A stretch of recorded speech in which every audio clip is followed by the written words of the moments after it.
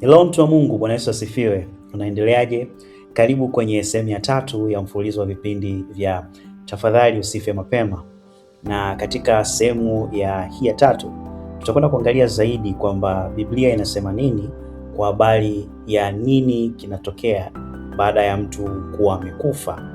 Na nitakuomba hapa niende taratibu sana kwa sababu sitaki nikukimbize, ili uweze kuona au kupata ufahamu kwa ukamilifu kabisa kwa habari ya kile ambacho Biblia inasema kwamba nini kinampata au kinamtokea mtu ambaye amekufa. Baada ya kuwa amekufa, nini kinaendelea? Kwa hiyo tutapitia maandiko, na ni muhimu sana kwa sababu kuna watu wengine ambao pia wanaamini kwa namna tofauti tofauti, japokuwa wanatumia Biblia hii. Sasa ni vema tukaweza kuiangalia pamoja na tukapita kwenye maandiko ya kutosha ili kuweza kutengeneza msingi wa kuaminika kwamba ni nini ambacho Biblia inakisema kwamba kinamtokea mtu ambaye amekufa. Sasa tunaanzia wapi? Mahali ambapo ningependa tuweze kuanzia labda ni kujifunza kidogo kwa habari ya makeup ya mwanadamu. Mwanadamu ametengenezwaje? Composition yake, ana vitu gani ambavyo vinamfanya yeye kuwa mwanadamu? Ili kutokea hapo sasa tunaweza tukaenda mbele, kwa sababu kama kifo ni labda kuharibu mpangilio wa huyu mwanadamu au yeye kuweza kubomoka, asiwe kama vile ambavyo alijengwa au alitengenezwa, basi inaweza ikatupatia picha. Lakini tuanzie kwanza hapo kwenye mwanadamu ameumbwaje. Sasa mwanadamu ana maeneo matatu. Kwanza, yeye mwenyewe ni roho. Mwanadamu ni roho, ana nafsi na anaishi kwenye mwili. Mwanadamu ni roho, ana nafsi na anaishi kwenye mwili. Sasa unaweza ukajiuliza, nazungumza haya nimeyatoa wapi? Sasa kwa kuanzia tuangalie kwenye kitabu kwa hiyo mstari wa 23 unasema hivi: Mungu wa amani mwenyewe awatakase kabisa nanyi nafsi zenu na roho zenu na miili yenu muhifadhiwe muwe kamili bila lawama wakati wa kuja kwake Bwana wetu Yesu Kristo.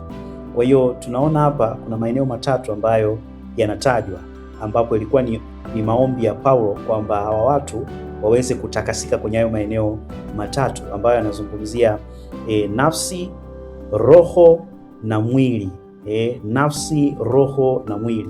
Kwa hiyo haya ni maeneo matatu ambayo mwanadamu anayo, kwa sababu kama ambavyo Paulo ameyataja, tunayaona hapa kwamba kuna maeneo matatu ambayo mwanadamu anayo. Sasa nimezungumzia kwamba mtu ni roho, mtu ni roho. Kwa hiyo tunaweza kuangalia pia kwenye kitabu cha Wakorinto wa kwanza ile sura yake ya 14 na mstari wa 14 pia, ambapo Paulo anasema maana nikiomba kwa lugha roho yangu huomba, lakini akili zangu hazina matunda. Anazungumzia hapa kwamba anapoomba kwa lugha roho yake ndio inayoomba. Sasa anasema tukienda kwenye mstari wa 15 anasema kwamba imekuwaje basi nitaomba kwa roho. Kwa hiyo kumbe roho inaweza kuomba. Nasema tena nitaomba kwa akili pia. Kwa hiyo kuomba kwa akili manake unaomba kwa maneno ambayo akili yako inajua ni maneno gani, lakini ikitokea roho inaomba, hiyo akili yako inakuwa haina uwezo wa kuweza kujua roho yako inaomba nini. Sasa hapa sikutaka wewe uingie au uanze kufikiri kwa habari ya kuomba kwa lugha na nini, lakini nataka uone ni kwamba roho inaomba, yani roho inaomba. Kwa hiyo kwenye hili eneo tunaona kwamba kumbe roho ya mtu inaweza kuomba kama ambavyo wewe mtu unaomba, roho yako pia inaweza ikaomba. Kwa hiyo tumeangalia haya maeneo mangapi? Maeneo matatu ambayo mwanadamu anayo, lakini tunaweza tukaangalia zaidi pia na mistari mingine ambayo inazungumzia, kwa sababu tumesema mwanadamu yeye ni roho, ana nafsi, lakini anakaa kwenye mwili. Labda tuangalie pia mwili kama makazi ya roho ya mwanadamu.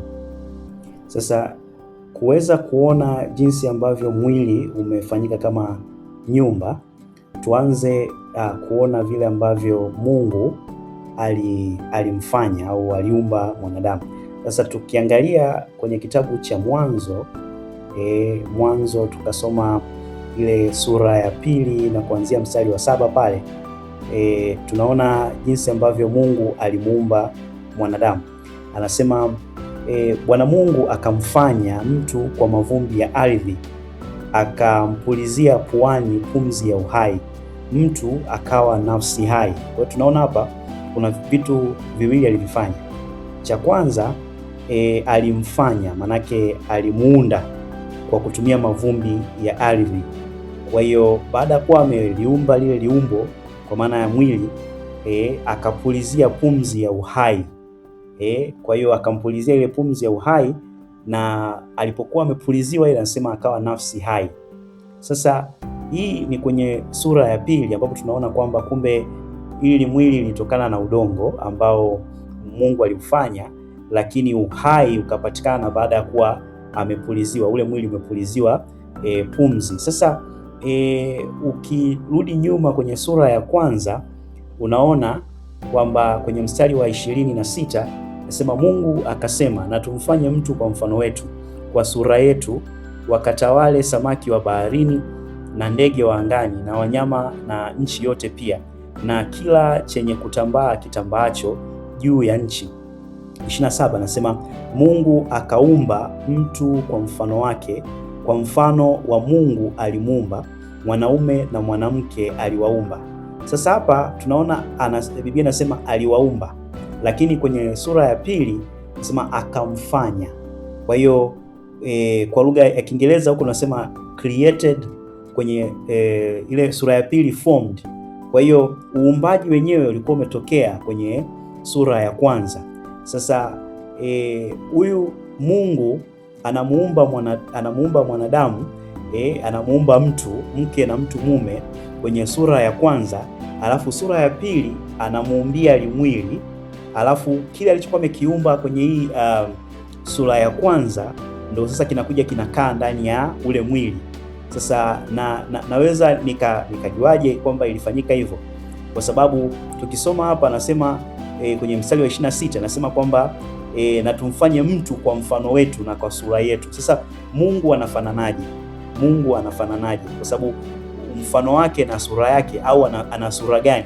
Sasa tusipojua kwamba ana sura gani, kwamba alivyokuwa amemuumba wa kufanana naye alifananaje, tunaweza tusielewe au tusijue kwamba nini kilitokea. Sasa ili kuweza kupata hapa, twende kwenye kitabu cha Yohana sura yake ya 4 na tuangalie ule mstari wa 23.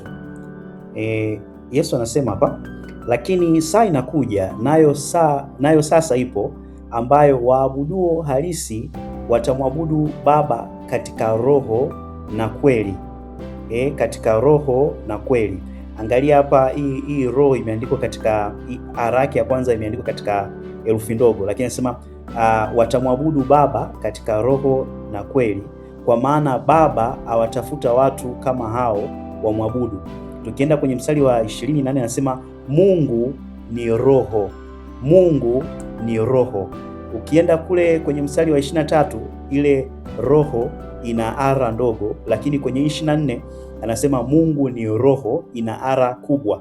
Anasema nao wamwabuduo yeye imewapasa kumwabudu katika roho na kweli. Anarudi tena kwenye hii roho na kweli, ara yake inaanza na herufi ndogo, lakini ninachotaka ukione hapa ni hapo anaposema Mungu ni roho. Mungu ni roho. Sasa kule kwenye Mwanzo 1:26 anaposema kwa mfano na kwa sura yake. Kwa hiyo tunakuja kuona hapa Yesu anatupa picha hapa kwamba Mungu ni roho. Kwa hiyo mwanadamu manake alipoumbwa kwenye ile Mwanzo 1:27, kwa lugha nyingine, ili aweze kufanana ilibidi aumbwe akiwa roho, aumbwe akiwa roho. Kwa hiyo ule mfanano na hiyo sura ambayo Mungu anasema na tumfanye mtu au tumuumbe mtu kwa sura na mfano wetu, manake anazungumzia kwa habari ya roho. Na ndio maana kwa wewe ambao unafikiri kwamba labda sisi tunafanana na Mungu kwa namna ya mwilini, kama sisi wenyewe tu hatufanani, mzungu na Mwafrika na Mchina sijui na Muhindi, tuna sura za tofauti kabisa. Hata sisi wa Afrika kwa Afrika sura zetu hazifanani. Inawezekana hata kwenye familia moja, lakini mwingine akawa mweupe, mwingine akawa mweusi, wasifanane. Kwa hiyo hatufanani na Mungu kwa namna ya mwilini, ila tunafanana na Mungu kwa sababu ya roho. Alipokuwa anatuumba, alituumba na sisi katika namna ya roho, kwenye hiyo Mwanzo 1:26 na 27.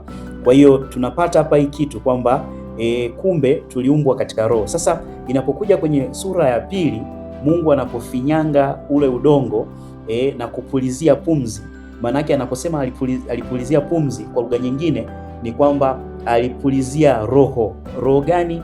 Ile ambayo alikuwa ameifanya au alikuwa ameiumba kwenye Mwanzo 1:26 na 27.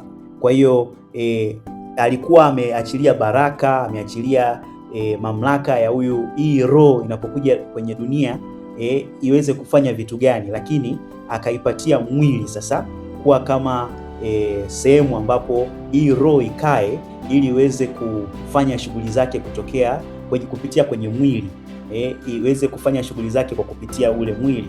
Sasa kuna mahali pengine ambapo Yesu anazungumza, huyu sio Yesu. Yesu anazungumza of course nitakuja hapa kwenye Luka 11:24, lakini kabla tujaenda hapo nataka tuangalie kitabu cha Wakorinto wa kwanza 6, ile sura ya 6:19 na 20 mpaka 20. Nasema hivi: au hamjui ya kuwa mwili wenu ni hekalu la Roho Mtakatifu aliye ndani yenu, mliyepewa na Mungu, wala ninyi si mali yenu wenyewe, maana mlinunuliwa kwa thamani. Sasa basi mtukuzeni Mungu katika miili yenu. Kwa hiyo nataka ukione hapo anapozungumzia kwamba au hamjui ya kuwa mwili wenu ni hekalu la Roho, hekalu la Roho. Sasa hekalu ni kama nyumba ni kama nyumba ambayo manake kitu watu wanaweza kaingia wakakaa humo ndani yake. Kwa hiyo anazungumzia hapa Paulo kwamba mwili ni kama hekalu, pamoja na kwamba anazungumzia Roho Mtakatifu, lakini hata roho ya mwanadamu ambayo ndio hiyo tumeiona kwenye Mwanzo 1:26 na 27, na yenyewe pia inakaa kwenye huu mwili ambao yeye ameizungumzia hapa, mwili kama hekalu. Sasa tuende kwenye hii Luka pia 11:24, ambapo tunaona hapa Yesu anasema, pepo mchafu amtokapo mtu hupita mahali pasipo maji akitafuta mahali pa kupumzika, asipoona husema, nitairudia nyumba yangu niliyotoka. Hata afikapo akaiona imefagiwa na kupambwa, ndipo huenda akachukua pepo wengine 7 walio waovu kuliko yeye mwenyewe, wakaingia na kukaa humo, na mtu yule hali yake ya mwisho huwa mbaya kuliko ya kwanza. Kwa tunaona hapa pia Yesu anamzungumza mtu kama nyumba ambayo pepo anaweza akakaa ndani yake, na akitolewa kama hivi anaweza akarudi kama hiyo nyumba yake hakuna kitu ambacho kimeweza kukaa ambacho kinaweza kikazuia pepo asirudi tena. Kwa hiyo ambacho nataka tu kione hapa ni kwamba Yesu anamtaja mtu kama nyumba ambayo inaweza ikakaliwa na roho ambayo ni pepo mchafu. Kwa hiyo tumeona kwenye kitabu cha Wakorinto Paulo anazungumzia kwa habari ya sisi miili yetu ni hekalu, lakini Yesu hapa anazungumzia kama nyumba. Kwa hiyo ni hiki tu nataka ukione ya kwamba kumbe miili yetu ni nyumba ya roho.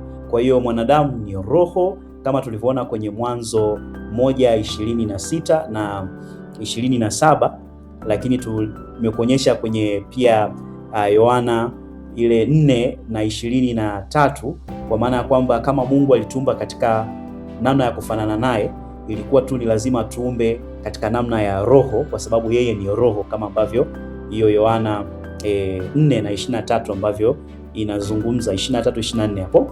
Sasa tumeona mpaka hapa tunaweza kukubaliana kwamba mwanadamu ana maeneo matatu, kwa sababu tulikuwa tunatafuta kujua composition, muundo wa mwanadamu. Mwanadamu ana maeneo matatu, yeye ni roho, ana nafsi, lakini anaishi kwenye mwili. Kwa hiyo ni maeneo matatu ambayo so far tumeweza kuyaona kama composition ya mwanadamu. Sasa tuangalie kitu kingine, kwa sababu tumeangalia muundo wa mwanadamu, lakini tuangalie pia makusudi ya awali ambayo Mungu alikuwa ameyakusudia kwa habari ya mwanadamu. Sasa tukiangalia kitabu cha Mwanzo ile sura ya 2, lakini sasa hivi tutasoma mstari wa 17. Labda tuanze mstari wa 16 ili kupata picha kidogo kubwa. Anasema hivi: Bwana Mungu akamwagiza huyo mtu akisema, matunda ya kila mti wa bustani waweza kula, walakini matunda ya mti wa ujuzi wa mema na mabaya usile, kwa maana siku utakapokula matunda ya mti huo utakufa hakika. Kwa hiyo kwa mara ya kwanza tunaona kifo kinatajwa kwenye mstari wa 17, lakini inatajwa ikiwa kama ni condition, ikiwa kama ni sharti kwamba kifo kitatokea kama ikitokea mwanadamu atakula kutoka kwenye mti wa matunda ya ujuzi wa mema na mabaya. Kwa hiyo tunaona hapa kwamba kifo kilikuwa hakijakusudiwa kiwepo. Mungu alikuwa ametukusudia kuweza kuishi duniani milele, lakini alikuwa ameweka condition moja, alikuwa ameweka sharti moja kwamba tukitaka kuweza kuishi hayo maisha ya milele tuhakikishe hatuugusi au hatuli matunda ya mti wa ujuzi wa mema na mabaya. Kwa hiyo kilichofanya kifo kuweza kuingia ilikuwa ni kula matunda ya mti wa ujuzi wa mema na mabaya. Lakini mpango wa Mungu na jinsi ambavyo Mungu alikuwa amemuumba mwanadamu ilikuwa kama ataendelea kukaa katika ndani ya masharti ambayo Mungu alikuwa ameyaweka, manake kifo kisingekuwepo. Kwa hiyo mpango wa mwanzoni kabisa ambao Mungu alikuwa nao ilikuwa ni kwamba mwanadamu asipatwe na kifo, japokuwa kwa masharti, kwa hilo sharti ambalo alikuwa ameliweka. Kwa hiyo tunaweza tukasema kabisa kwamba kifo hakikuwa sehemu ya mtu yule wa kwanza alivyokuwa ameumbwa, maanake alikuwa ameumbwa mtu ambaye hawezi kufa.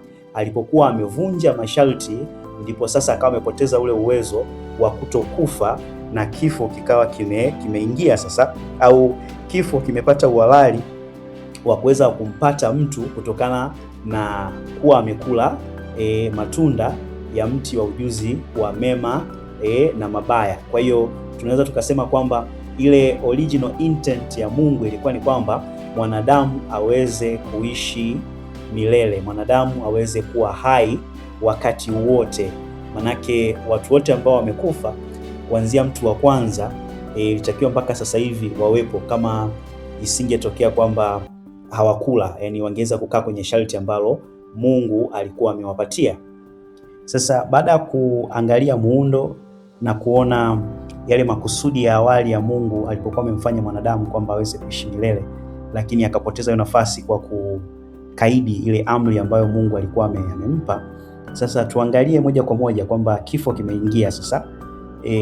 Nini kinatokea? Kumbuka tumeanza na composition, lakini tumeangalia pia hayo makusudi ya Mungu. Sasa mahali ambapo tunaweza tukaanza ili tuweze kuona, kwa sababu kuna kundi kubwa la watu ambalo linaamini kwamba mwanadamu anapokuwa amekufa anakuwa kama aliyelala, na hii huwa wanaitoa kwenye kitabu cha Mhubiri 9 na mstari wake ule wa 5, ambapo Biblia inasema hivi: kwa sababu walio hai wanajua ya kwamba watakufa, lakini wafu hawajui neno lolote, wala hawana ijara tena, maana kumbukumbu lao limesahauliwa.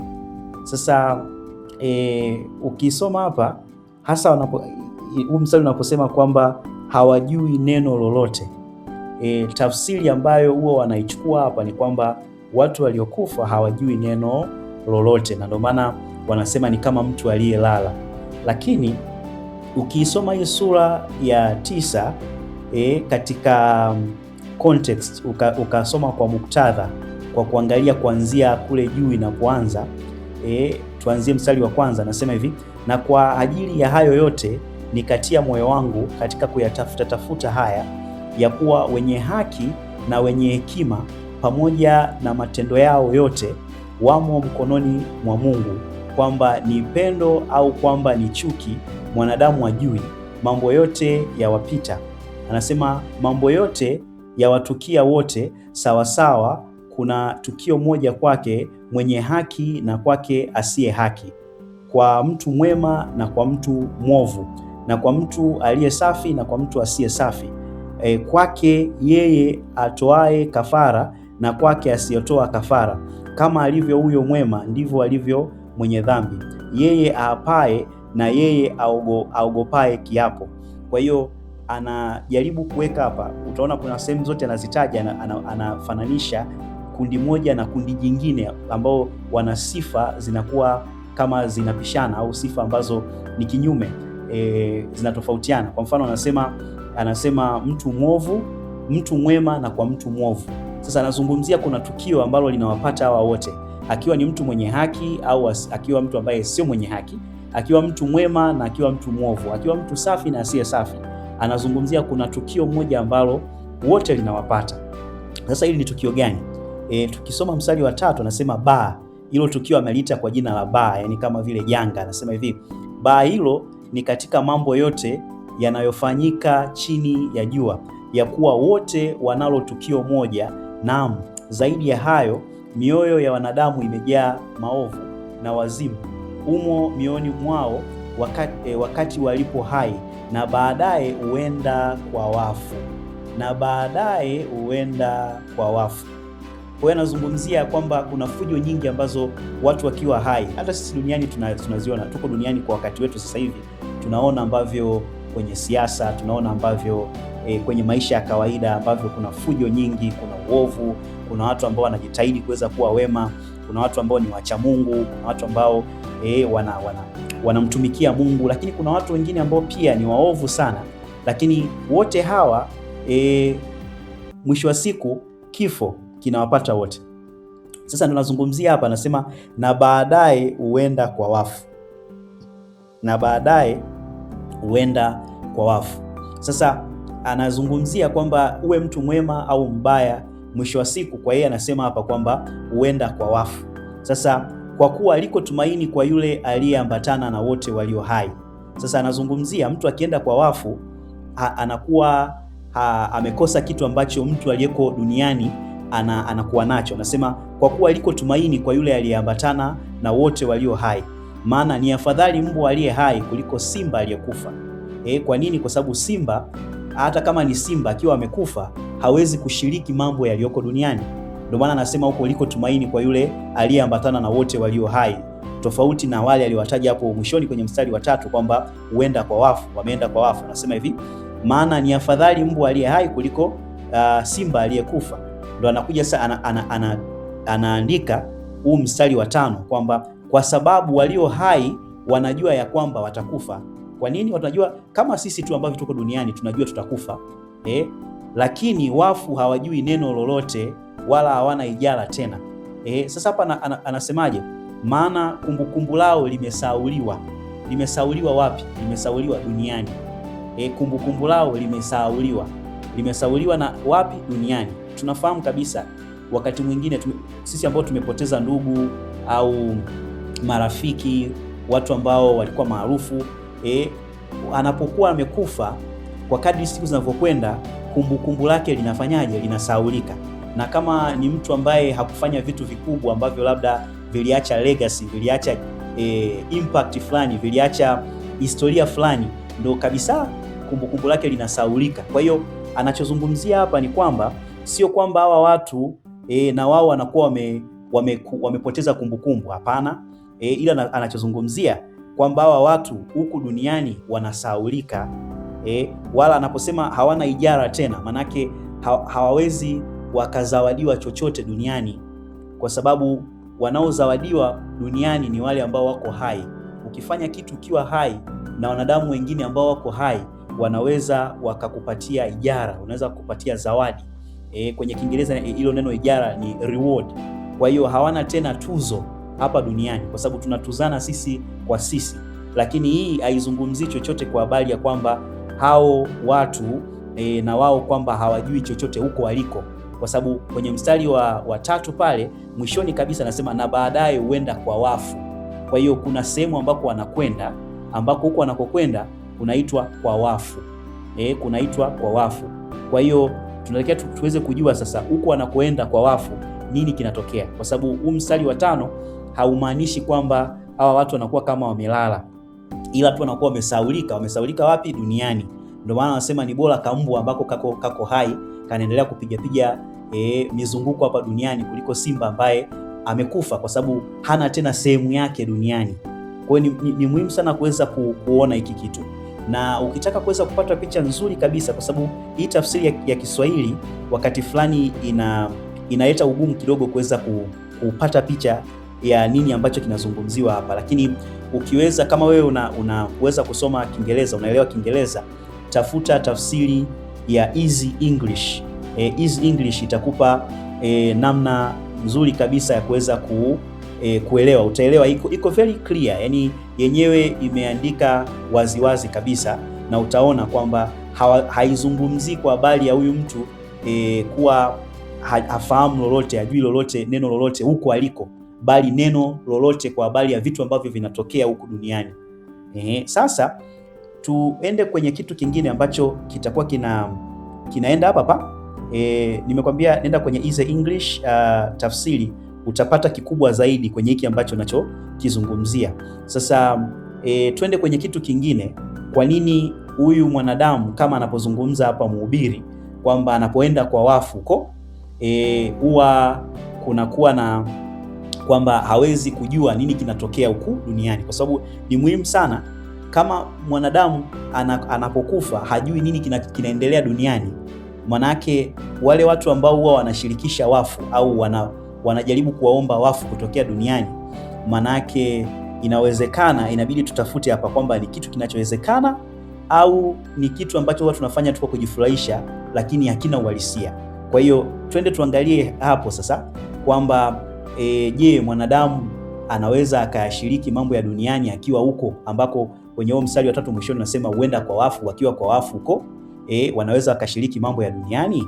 Kwa hiyo tuangalie hapo sasa. Ili kuweza kupata picha kamili hapo, lazima tutafute kujua kwamba mwanadamu roho yake ina sifa gani, au mwanadamu ana sifa ipi. Sasa namna ya kuweza kujua nyingine kwamba mwanadamu ana sifa gani, tumwangalie Mungu ana sifa zipi, ambazo hizo ni sifa za kwake tu ambazo mwanadamu hana. Na we mwenyewe, kwa sababu hii kitu ambayo ni kitu practical, unaweza ukajishuhudia na wewe pia kwa nafasi yako. Lakini moja ya sifa ambayo Mungu anayo, na hii ni sifa yake peke yake ambayo hata adui shetani hana, ni kwamba Mungu yupo kila mahali. Mungu yupo kila mahali. Sasa ukisoma kwa mfano kwenye kitabu cha Mithali 15 na mstari wa 3 anasema hivi: macho ya Bwana yapo kila mahali, yakimchunguza mbaya na mwema. Anasema macho ya Bwana yapo kila mahali. Kwa hiyo ni ile sifa ambayo nimezungumzia kwamba Mungu yupo kila mahali. Anaposema macho, wakati mwingine huwa tunasema uwepo wa Bwana upo kila mahali. Sasa labda tuangalie kwenye sehemu nyingine ambapo imetaja kabisa uwepo. Sasa tuangalie kwenye kitabu cha Zaburi 139, tutasoma pale kuanzia mstari wa 7 mpaka wa 10. Biblia inasema hivi: niende wapi nijiepushe na roho yako? Niende wapi niukimbie uso wako? Kama ningepanda mbinguni, wewe uko. Ningefanya kuzimu kitanda changu, wewe uko. Ningezitwaa mbawa za asubuhi na kukaa pande za mwisho za bahari, huko nako mkono wako utaniongoza na mkono wako wa kuume utanishika.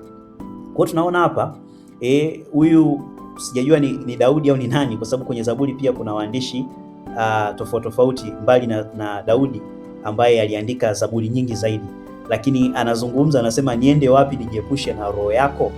Anajaribu kusema maeneo ambayo angejaribu kwenda, kwamba anasema kama ningeenda mbinguni, wewe uko. Kwa hiyo yuko mbinguni, anasema angefanya kuzimu kitanda chake, na Mungu pia huko yupo. Kwa hiyo Mungu yupo kila mahali. Hii ni sifa ya Mungu ambayo mwanadamu hana. Wewe ukiwa Dar es Salaam, Mbeya haupo. Wewe ukiwa sijui Kilimanjaro, Dar es Salaam haupo, kwa sababu wewe hauna hii sifa ambayo Mungu anayo peke yake ya kuwa yaani yupo kila mahali. Uwepo wake upo kila mahali. Sasa ndio utaelewa kwa nini Mhubiri kwenye hiyo sura ya 9 anazungumzia kwamba kumbukumbu la watu waliokufa linasaulika na hawajui neno lolote. Hawajui neno lolote, kwa maana ya kwamba kile kitu ambacho kinaendelea duniani, kwa sababu wamechange location. Kwa hiyo hapa wamechange mahali walipokuwepo, kama ambapo Daudi anajaribu kuzungumza hapa. Nimeashumu kama ni Daudi, tuseme ni Daudi kwenye hii Zaburi, lakini kwamba anazungumza, anasema akienda mbinguni Mungu yupo.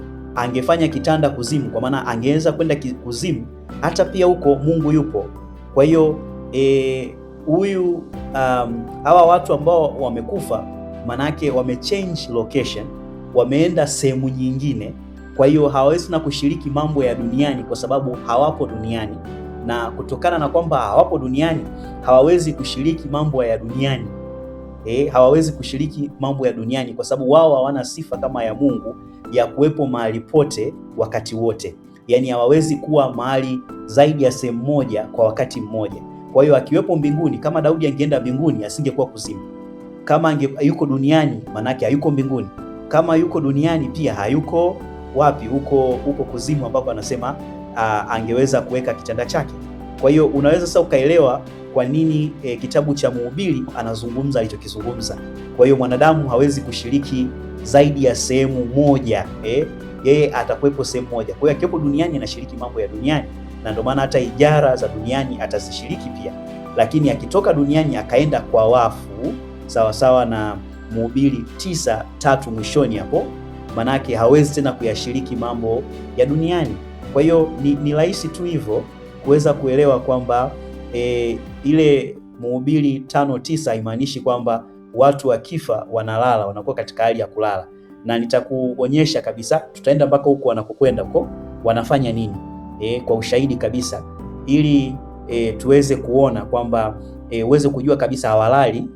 Huko hakuna usingizi kwamba mtu amelala tu alafu anasubiri kuja kuamshwa kwenye hukumu. Kwa hiyo ni muhimu sana kuweza kuunganisha hivi vitu kwamba mwanadamu yeye amekosa hiyo sifa ya kuwa ana uwepo mahali pote, yani anaweza akawepo mahali pote. Kwa hiyo mwanadamu anapokuwa sehemu moja, yupo tu sehemu moja. Lakini pia ni kazie kwa wale ambao mnajaribu kushiriki kwa mfano kwa maombi, kumwomba mtu ambaye nadhani labda yuko mbinguni au yupo sehemu nyingine yoyote. Huyo mtu akiwepo mbinguni, manake yupo tu mbinguni, hayashiriki mambo ya duniani, hawezi kuyashiriki mambo ya duniani. Kwa hiyo huo umepaza sauti yako asikii, kwa sababu hayuko duniani, yupo kwenye eneo jingine ambalo hawezi kushiriki kwenye hili eneo, kwa sababu yeye ni mwanadamu pia, ana roho, ni roho lakini pia kwa maana ya mwanadamu. Sasa roho ya mwanadamu haiwezi kashiriki pia kama ambavyo ni kama roho ya malaika, kama vile mapepo, kama vile ambavyo pia hata shetani hawezi kuwepo mahali pote kwa wakati mmoja. Malaika pia hawezi kuwepo mahali pote kwa wakati mmoja. Ni Mungu peke yake ndio mwenye sifa hiyo ya kuwepo mahali pote kwa wakati mmoja. Kwa hiyo unapojaribu kushiriki na wafu, hawawezi kushiriki mambo yako, kwa sababu hawawezi kuwepo kule walipo na hapa wewe ambapo upo. Kwa hiyo na yenyewe ni kitu kingine ambacho ni simple tu, kutokana na kwamba tunaelewa kwamba hiyo sifa ni Mungu tu peke yake ndio yuko nayo, na sio mwanadamu yoyote, sio malaika yoyote, sio pepo lolote, hata shetani pia hana hiyo sifa. Ni Mungu tu ndio mwenye sifa ya kuwa mahali pote kwa wakati wote. Sasa tuangalie ni nini kinatokea mpaka tunasema mtu amekufa.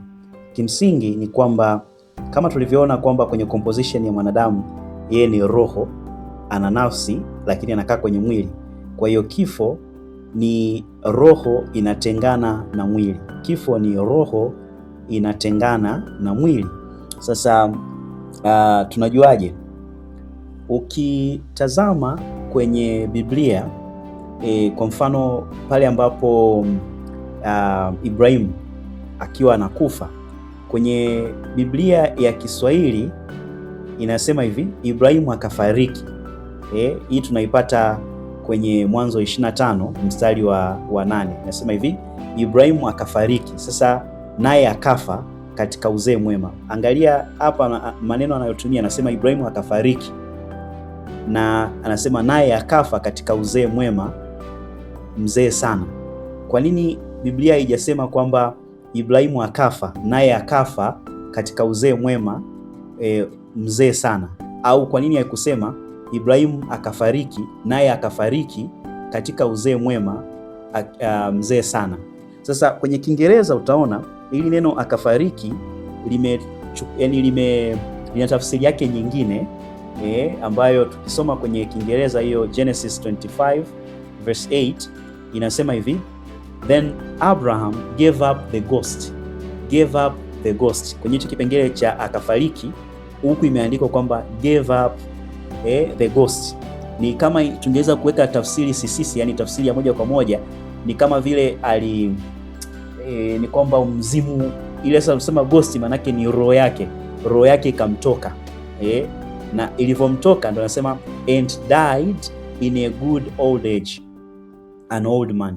Anasema then Abraham gave up the ghost and died in a good old age. Kwa hiyo kilichomfanya akawa amekufa ilikuwa ni hiyo giving up the ghost, ule mzimu ambao ndo roho yake ile kuweza kumtoka, roho yake kuweza kumtoka.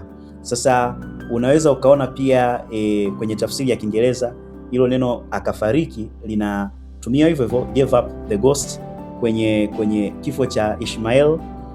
Utaona hapo kwenye hiyo Genesis 25:17, lakini pia kifo cha Isaka, kifo cha huyo Ishmael nimesema, angalia Genesis 25:17, Mwanzo 25:17, lakini kifo cha Isaac utaangalia pia kwenye Genesis 35 verse 29. Utaangalia pia kifo cha Yakobo, anazungumzia neno kufariki, lakini giving up the ghost, kwamba ule roho yake inatoka, alafu mwili sasa ndo unabakia umekufa. Kwa hiyo ninachojaribu kukizungumza hapa ni kwamba utaona kinachotokea ni kwamba ni lazima roho mtu imtoke ndo awe amekufa. Kwa hiyo kitendo cha kufa kinakuwa ni roho ya mtu kuweza kutengana na mwili. Roho inatoka kutoka kwenye mwili. Unajua tumeona kwenye Yesu anazungumzia kwamba pepo amtokapo mtu, pepo ni roho, kwa sababu mwili wa mwanadamu kama tulivyosema ni nyumba, inaweza ikakaliwa na roho yake ambayo akiwa hai ni kweli inamkalia, lakini kama hakuna roho wa Mungu huyu mtu, kuna uwezekano roho chafu pia zikakaa. Kwa hiyo pepo anapomtoka mtu kimsingi anakuwa kama amefunguliwa, lakini inapotokea sana roho yake mwenyewe ikawa imetoka, sasa hapo hicho ni kifo. Kwa hiyo unataka ukione hapa au ukipate ni kwamba wakati wa kufa, au tafsiri nyepesi ya kufa ni kwamba roho ya mtu inamtoka. Unaweza pia ukaona kwenye mifano mingine kwenye lugha ya Kiingereza, lakini Yesu alipokuwa anafariki naye anasema hivyo hivyo kwamba gave up the ghost. Ni kama vile unaachia mzimu hiyo roho yako iweze kutoka. Nikisema ghost au kwenye Kiingereza hiyo ghost manake ni roho hiyo. Sasa hapa kwenye Yesu mfano wake alipokuwa akifariki, ukisoma kwenye Kiingereza utasoma Matthew 27:50, Mark 15:37-39 hapo utasoma Luke 23:46 na John 19:30 utaona hapo hiyo tafsiri. Lakini kuna watu wengine ambao pia utawapata ambao walipokuwa kwenye ile moment ya kufa, kwenye ule wakati wa kufa, Biblia inasema kwa lugha ya Kiingereza, kwa sababu sisi kwenye Kiswahili tumetafsiri kufariki, lakini kwenye lugha ya Kiingereza ndio inasema gave up the ghost. Kwa hiyo utaona pia Ananias alipokuwa anakufa anafariki sasa. Matendo 5:5 utasoma kwa Acts kwenye Kiingereza, lakini Safira pamoja na Herod, Safira hapo utasoma kwenye Acts 5:10, na Herod utasoma kwenye Acts Matendo 12:23. Kwa hiyo hapo tunaweza tukaona kwamba tafsiri ya kifo ni kwamba roho inaacha mwili, roho inaacha mwili, roho inaacha mwili. Na hiyo roho sasa inapokuwa imeacha mwili, sisi ambao tuko hai sasa ndo tunapambana kwa maana ya kuhifadhi ule mwili. Kama ulifuatilia kwenye ile sehemu ya kwanza ambayo nilikuwa nazungumzia kwamba kwa nini kuna wakati fulani huwa zinatokea changamoto kama mwili haujasafirishwa au haujafanywa vitu fulani ambavyo ni vya kiheshima. Kwa hiyo unaweza ukaona sasa kwamba roho ikiwa imetoka sasa ndo unabakia ule mwili ambao kimsingi huwa unafanyiwa taratibu za maziko. Lakini kabla ya kwamba mwili kuwa maiti, manake roho ilikuwa imetoka. Sasa kama roho imetoka ndo inabakia sasa ule mwili ambao kwenye tuliona kwenye Mwanzo ile sura ya 2 na mstari wake wa 7, pale ambapo Mungu anaufanya kutoka kwenye udongo, kutoka kwenye ardhi mwili.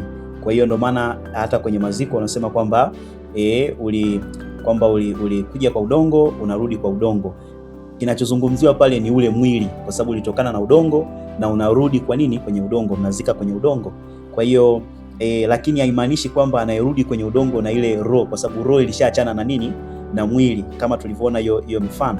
Sasa labda nikupe mfano mwingine hapa ambao ulikuwa ni mfano Yesu anausema, lakini alikuwa anazungumzia mtu fulani ambaye alikuwa amewekeza, amefanya kazi kwa muda mrefu na lengo lake ilikuwa kwamba ajichumie mali za kutosha, chakula cha kutosha, alafu akishakuwa na gara zake amezijaza, basi aishi tu, aendelee kula, asijishughulishe tena na kazi nyingine zozote. Sasa ukisoma kwenye Luka 12:20, Yesu anasema hivi, lakini Mungu akamwambia, mpumbavu wewe, usiku huu wa leo wanataka roho yako, wanataka roho yako, na vitu ulivyojiwekea tayari vitakuwa vya nani? Kwa hiyo hapa anasema wanataka roho yako, si ni kina nani? Lakini wanataka roho yako, sio kwamba wanataka mwili wako. Manake anajaribu kutuambia hapa huyu mtu usiku ule Mungu anamtonya kwamba kuna watu watakuja kuichukua roho yako. Inawezekana ilivyokuwa wameamka asubuhi, majirani wanashangaa jamaa haamki, walikwenda kufuatilia wakuta kwamba amekufa, wamekutana na mwili tu, lakini roho yake ilikuwa imeshachukuliwa, imeondoshwa. Kwa hiyo huu ni mfano mwingine ambao unaonyesha kwamba mwili inapokuwa imetoka roho, mwili unakuwa umefanyaje? Umebakia pale. Sasa kuna wakati mwingine Yesu alikuwa anatoa mifano, lakini unajiuliza kwa nini aseme kabisa lakini Mungu akamwambia? Kwenye mfano Mungu alimwambia. Yaani huu ni mfano ama hiki kisa kweli kilitokea? Kwa sababu kumbuka Yesu alikuwepo milele yote iliyopita na atakuwepo hata milele yote ijayo. Kwa hiyo inawezekana alikuwa anasimulia visa ambavyo vilikuwa vimetokea vya kweli.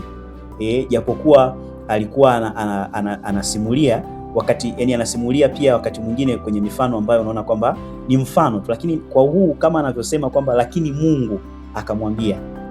Kwa hiyo huyu Mungu gani ambaye alimwambia katika huo mfano? Yani kimfano huyo Mungu aliyemwambia ni yupi?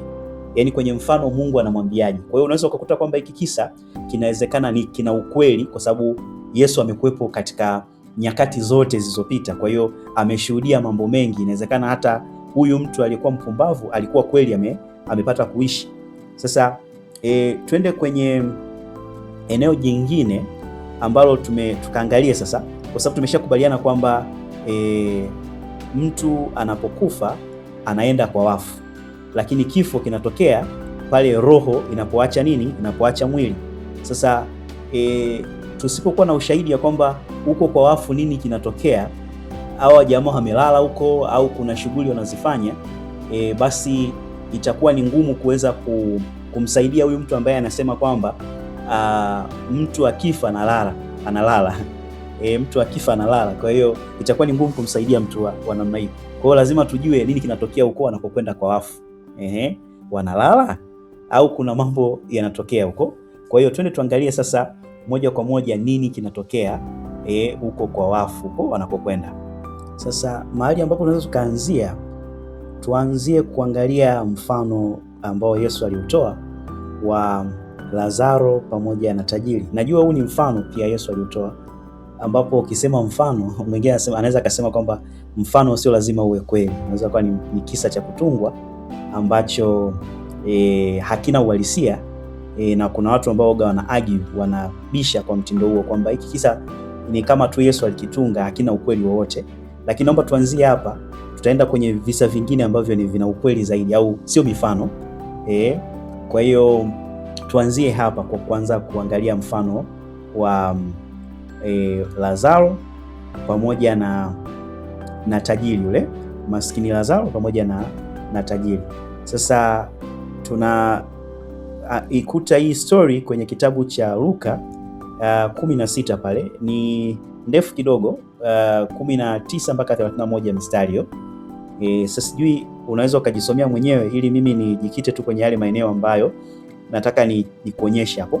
Lakini moja ni kwamba tunaona huyu mfano unasema palikuwa na tajiri mmoja aliyevaa nguo za rangi za rangi ya zambarau na kitani safi, nguo za gharama kubwa kila siku. Na maskini mmoja jina lake Lazaro, mwenye vidonda mwili mzima, alikuwa akiletwa mlangoni kwa huyo tajiri kila siku. Lazaro alikuwa akitamani kula makombo yaliyodondoka mezani kwa tajiri. Hata mbwa walikuwa wakilamba vidonda vyake.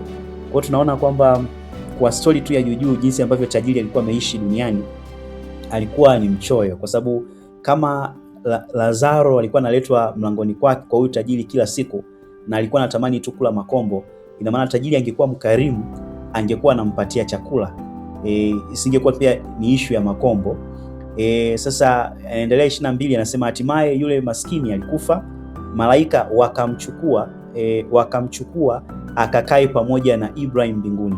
Sasa hii unaweza ukaconnect, tumesoma kwenye sehemu nyingine ambayo Yesu alikuwa anasema yule nani, tajiri ambaye alikuwa mtu amejikusanyia, mpumbavu amejikusanyia mali, na akasema sasa nitaiburudisha roho yangu, nile ninywe, sitofanya kazi tena. Alafu Mungu akamwambia kwamba we mpumbavu, kwamba sasa usiku huu watachukua roho yako. Watachukua. Sasa wale tulikuwa tunajiuliza swali, watakaochukua kina nani? Hapa inasema hivi kwamba hatimaye yule maskini alikufa, malaika wakamchukua akakae pamoja na Ibrahim mbinguni. Anasema wakakae pamoja na Ibrahim mbinguni. Yule tajiri naye pia akafa, akazikwa. Alipokuwa kuzimuni ambapo alikuwa akiteseka, alitazama juu, akamwona Ibrahim kwa mbali na Lazaro karibu yake. Akaita, Baba Ibrahim, nionee huruma, umtume Lazaro achovye japo ncha ya kidole chake katika maji, uupoze ulimi wangu, maana niateseka kwenye moto huu. Kwa hiyo tunaona hapa kuna location mbili ambazo zilikuwepo. Kuna hiyo ambayo ameita mbinguni, mbinguni kwa hii tafsiri ya Kiswahili, lakini ni vizuri kuweza kuangalia pia kwenye tafsiri ya Kiingereza, kwa sababu ni je, wanamaanisha mbinguni kwa maana ya heaven au mbinguni kwa maana ya paradise, kwa sababu hizi ni sehemu mbili tofauti. Kuna heaven ambayo ni maskani ya Mungu, lakini pia kuna paradise. Sasa tuangalie hapa kwenye haya maeneo mawili ambayo yanatajwa hapa kwamba ni eneo gani. Tuangalie kwenye tafsiri nyingine ya Kiingereza. Sasa tuangalie tafsiri ya Amplified Bible inasemaje, kwa sababu hizi nyingine zinazungumzia tu Abraham's arms au Abraham's bosom. Sasa tuangalie hii Amplified inasemaje. Inasema, now it happened that the poor man died and his spirit was carried away by the angels to Abraham's bosom, kwenye mabano paradise, and the rich man also died and was buried. Kwa hiyo tunaona hapa anazungumzia hii Abraham's bosom kama paradise. Kwa hiyo nilichokuwa nazungumzia kwamba hapa sio heaven kwa maana ya mbinguni kule kwenye maskani ya Mungu, ila anazungumzia paradise, paradise. Sasa tutaangalia tena kidogo kwamba paradise ni nini, lakini ukitazama tu hapa utaona kwamba kulikuwa kuna maeneo mawili. Kulikuwa kuna eneo ambalo linasema eneo la Abraham, na kuna eneo jingine ambalo ndo huyu tajiri alijikuta huko, ambalo ilikuwa ni eneo la chini zaidi, kwa sababu tukiangalia hapa kwenye story inasema alitazama juu akamwona Abraham, ndo akaanza kumwambia kwamba amuonee huruma, mtume Lazaro angalau achovye kidole tu aweze kudondoshea tone la maji ili aweze kupooza angalau mwili wake. Kwa hiyo hapa inachozungumziwa ni paradise, na hii ni muhimu sana kwa sababu usipoelewa kwamba kuna tofauti ya paradise na heaven, ni rahisi kuweza kuconfuse hapa, kwa sababu moja, kuna argument ambayo nishakuisikia ambayo tutaangalia pia pale Yesu akiwa anakufa msalabani na yule mwizi mmoja anamwahidi kwamba jioni ya leo kitu kama hicho. Tutaangalia vizuri hapo kwenye maandiko kwamba utakuwa pamoja na mimi. Sasa watu wanazungumza kwamba Yesu hakwenda mbinguni moja kwa moja, kwa maana hakwenda kwenye mbingu ambako Baba yupo moja kwa moja ile jioni yake, lakini Yesu alienda wapi? Tutaangalia sasa huko kwa sababu ukichukulia kwamba paradise ndio heaven, ni kweli Yesu hakwenda mbinguni kule kwa Baba, manake alipaa baada ya kufufuka, ndo alienda kwa Baba baada ya kuwa amefufuka, ambayo ilichukua kama siku 3 baada, yani alikaa kaburini kwa siku 3. Kwa hiyo jambo la msingi kabisa kulijua hapa ni kwamba kuna tofauti kati ya paradise na heaven. Kwa hiyo huku ambako huyu maskini Lazaro alikwenda ni paradise, alienda kwenye paradise na hakwenda kwenye heaven, na ulikuwa ni upande ambao Abraham alikuwepo. Na tunaona hapa kwenye tafsiri ya Amplified inasema kwamba his spirit was carried. Kwa hiyo inaendelea kusisitiza au kukazia tu ule mkazo wetu wa kwamba mtu anapokufa roho inaacha mwili, na tulivyoona kwamba nini kinachobeba roho, kumbe ni malaika ndio wanaobeba nini, wanaoibeba hiyo roho. Kwa hiyo kama hiyo roho ya Lazaro ilibebwa ikapelekwa upande wa Abraham huko paradise, wakati yule tajiri alipokuwa amekufa na kuzikwa, manake alipokufa yeye roho yake ilienda sehemu nyingine tofauti na paradise. Kwa hiyo naweza sasa nikaendelea hapa na nikasema kwamba mtu anapokufa kipindi hicho sasa, kwa sababu tutaangalia baada ya Yesu kufufuka nini kilitokea, lakini mtu anapokufa kwa kipindi hicho alikuwa na maeneo mawili ambayo anaweza kwenda. Kwa hiyo eneo la kwanza ilikuwa ni uko ambako huyu tajiri alienda, ambako kule ni kuzimu, kuzimu, au kwenye lugha tafsiri ya Kiingereza ukiangalia kwenye Biblia huwa kunatajwa, kwa mfano wanasema Hades, wanaita Hades, alafu kuna wakati mwingine wanaweza kuita hell. Hiyo Hades ni kama spelling zake ni HADES, lakini hell kwa maana ya HELL. Kwa hiyo na yenyewe huwa ni maeneo hayo. Kwa hiyo kuna maeneo mawili, ni ama mtu anaenda kwenye paradise au anakwenda kwenye hiyo hell, kuzimu. Kwa hiyo kipindi hicho ilikuwa ni maeneo mawili, kuna mgawanyo wa maeneo mawili. Sasa wale ambao walikuwa wanakufa, kwa maana ya kwamba wanakufa wakiwa watumishi wa Mungu, au kuna namna ambavyo walikuwa wanampendeza Mungu, walikuwa wanaenda kwenye hiyo paradise. Lakini wale ambao walikuwa wamekufa kwenye dhambi kama huyo tajiri, walikuwa wanaenda huko motoni. Sasa kutokana na kwamba ujumbe umekuwa mrefu kidogo, naomba ni ugawanye ujumbe kwenye sehemu mbili. Hii ni sehemu ya 3, lakini iwe na A na B. Sehemu A tuishie hapa, lakini sehemu B tutaendelea na tutaanza kuangalia mifano mingine ya watu ambao pia walishawahi kwenda kuzimu, na nini kilitokea huko, lakini pia nini kimebadilika sasa kwa habari ya hilo eneo ambalo ni la wafu baada ya Yesu Kristo kuwa amefufuka. Basi tumalizie hapa na utapata mwendelezo wake kwenye hiyo sehemu B katika hii episode ya 3. Ubarikiwe.